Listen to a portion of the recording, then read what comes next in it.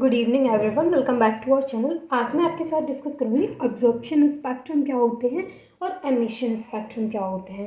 तो देखिए, जैसे लास्ट वीडियो में मैंने आपके साथ डिस्कस किया था स्पेक्ट्रोस्कोपी क्या होती है।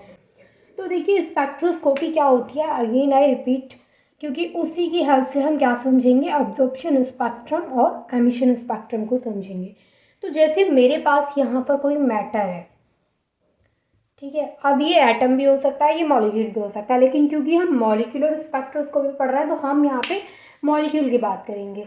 तो यहाँ पर मान लीजिए मेरे पास कोई मैटर है और उस पर इलेक्ट्रोमैग्नेटिक रेडिएशन जब हम डालते हैं, तो देखिए, जब इलेक्ट्रोमैग्नेटिक रेडिएशन को हम किसी सब्सटेंस या फिर मैटर से इंटरेक्ट कराते हैं, तो जो रेडिएशन यहाँ से पास होती हैं उन्हें एक फोटोग्राफिक प्लेट पर ले लेते हैं और उसे हम क्या बोलते हैं, जैसे यहाँ से जो रेडिएशन निकलेंगे उसे हम इस फोटोग्राफिक प्लेट पर ले लेते हैं और इसे हम क्या बोलते हैं, इसे हम बोलते हैं स्पेक्ट्रम। यहाँ से जो रेडिएशन निकाल रहे हैं उसे हमने फोटोग्राफिक प्लेट पर ले लिया और इसको हम क्या बोलते हैं, स्पेक्ट्रम बोलते हैं। अब यहाँ पर जो स्पेक्ट्रम है वो उसका यूज़ कहाँ किया जाता है, तो देखिए, जो स्पेक्ट्रम हमें यहाँ पर मिल रहा है उस स्पेक्ट्रम की हेल्प से हमारे पास जो ये सब्सटेंस है, जो हमारे पास कंपाउंड है, हम उसके बारे में स्टडी करते हैं। अब देखिए, यहाँ से हमें एक चीज़ समझ में आई कि जो स्पेक्ट्रोस्कोपी है उसमें हम किसी सब्सटेंस को उसके स्पेक्ट्रम के द्वारा स्टडी करते हैं। यानी स्पेक्ट्रोस्कोपी में क्या करते हैं, हम किसी भी सब्सटेंस को स्टडी करने का जो हमारा प्रोसेस है उसमें क्या रहता है, स्पेक्ट्रम। जैसे जो हमारा सब्सटेंस है उसको हम इलेक्ट्रोमैग्नेटिक रेडिएशन से इंटरेक्ट कराएंगे, वहाँ से जो हमारी रेडिएशंस पास होंगी उन्हें हम एक फोटोग्राफिक प्लेट पर ले लेंगे और उसको हम स्पेक्ट्रम बोलते हैं। अब जो हमें यहाँ पर स्पेक्ट्रम मिला है उस स्पेक्ट्रम की हेल्प से हम क्या स्टडी करेंगे, हम उस सब्सटेंस के बारे में स्टडी करेंगे, हम उस कंपाउंड के बारे में स्टडी करेंगे। यहाँ तक चीज़ें क्लियर हैं। अब देखिए, अब आती है बात कि जो अब्जॉर्प्शन स्पेक्ट्रम होते हैं और एमिशन स्पेक्ट्रम होते हैं वो क्या होते हैं। तो देखिए, सबसे पहले कि यहाँ पर जो हमारे पास हम बात कर रहे हैं मैटर की, तो यहाँ पर हमारे पास मान लीजिए मॉलिक्यूल की बात कर रहे हैं हम, क्योंकि हम मॉलिक्यूलर स्पेक्ट्रोस्कोपी पढ़ रहे हैं तो हम मॉलिक्यूल्स की ही बात करेंगे। तो यहाँ पर हमारे पास क्या है, मॉलिक्यूल। और देखिए, सबसे पहले हमारे पास मान लीजिए एक एनर्जी लेवल है En और एक एनर्जी लेवल है हमारे पास Em।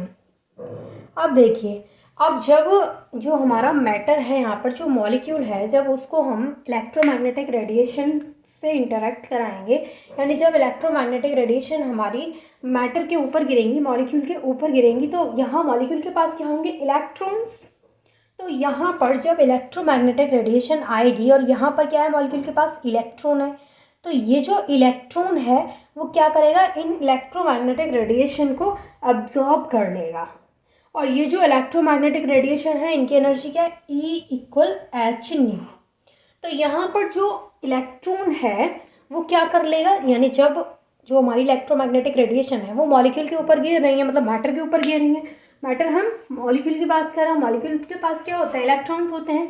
तो जो हमारा इलेक्ट्रॉन है वो क्या करेगा, जैसे ये हमारा यहाँ से इलेक्ट्रोमैग्नेटिक रेडिएशन आई और इलेक्ट्रॉन ने उसको क्या कर लिया, एब्जॉर्ब कर लिया। जब इलेक्ट्रॉन ने इलेक्ट्रोमैग्नेटिक रेडिएशन को अब्सॉर्ब कर लिया तो इलेक्ट्रॉन क्या हो गया, इलेक्ट्रॉन हो गया एक्साइटेड, और एक्साइटेड हो करके वो यहीं तो बैठा नहीं रहेगा।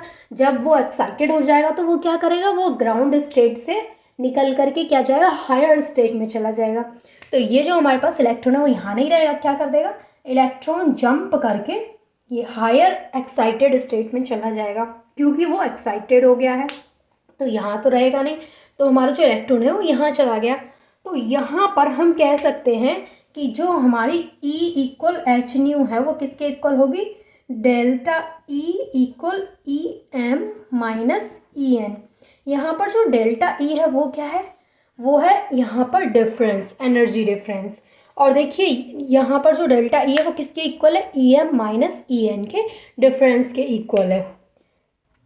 देखिए, जब हमारे पास इस तरीके की सिचुएशन रहेगी कि हमारे पास जो इलेक्ट्रॉन है वो इलेक्ट्रोमैग्नेटिक रेडिएशन को अब्जॉर्ब कर रहा है और एब्जॉर्ब करने के बाद वो एक्साइटेड हो करके हायर स्टेट में जा रहा है, तो मतलब यहाँ पर क्या हो रहा है, एब्जॉर्प्शन हो रहा है। तो यहाँ से जो हमें स्पेक्ट्रम मिलेगा उसको हम क्या बोलेंगे, एब्जॉर्प्शन स्पेक्ट्रम।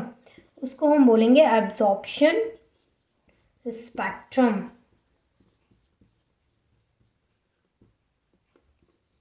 समझ में आए कि अब्जॉर्प्शन स्पेक्ट्रम क्या होता है।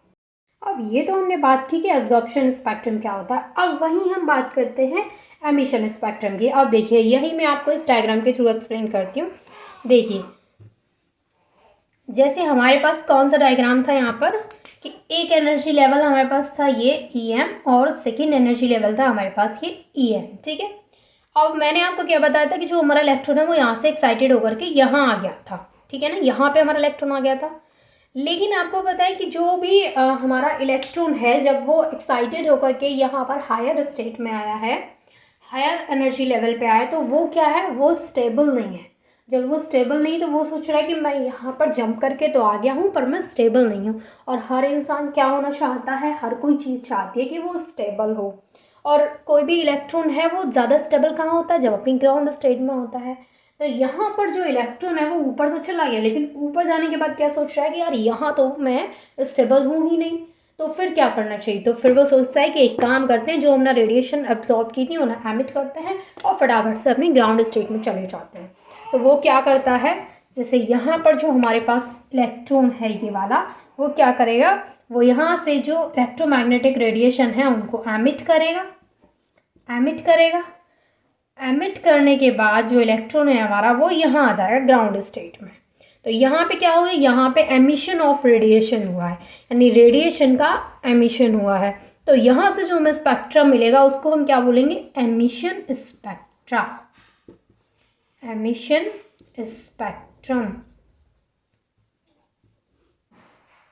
समझ में आ गया आपको कि एब्जॉर्प्शन स्पेक्ट्रम और एमिशन स्पेक्ट्रम क्या होता है। I hope this is clear to all of you and thank you so much for watching this video.